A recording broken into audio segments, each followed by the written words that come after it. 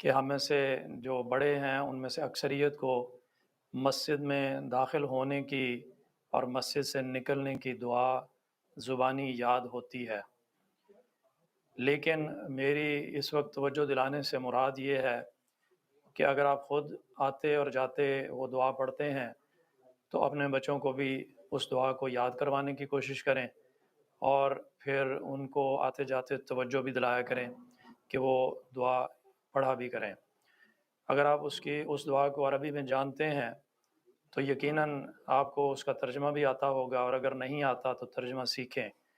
بہت ہی زبردست بابرکت دعا ہے، جس میں انسان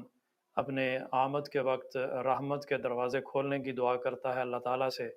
اور جب باہر نکل رہا ہوتا ہے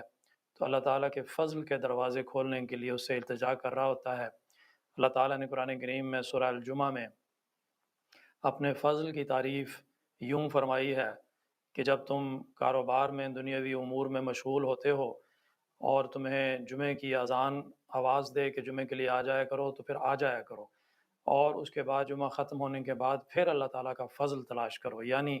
اللہ تعالیٰ کی دنیاوی نعمتوں کو اللہ تعالیٰ نے اپنے فضل قرار دیا ہے۔ تو جب ہم مسجد سے نکلتے ہیں تو ہم اللہ تعالیٰ سے یہ دعا کرتے ہیں کہ آپ ہمارے پہ اپنے فضل کے دروازے کھول دے، تو دنیاوی فائدہ بھی ہے اور اللہ تعالیٰ سے بات کرنے کا اور اللہ تعالیٰ سے التجا کرنے کا موقع بھی ملتا ہے۔ اس لیے اس کو اہم سمجھیں اور اپنے اپنے گھروں میں اپنے بچوں کو چیک کر لیں کہ کیا ان کو مسجد میں داخل ہونے اور مسجد سے نکلنے کی دعا زبانی یاد ہے، اور اگر یاد ہے تو ان سے خاص طور پہ ان کی یاد دہانی کرواتے رہا کریں کہ وہ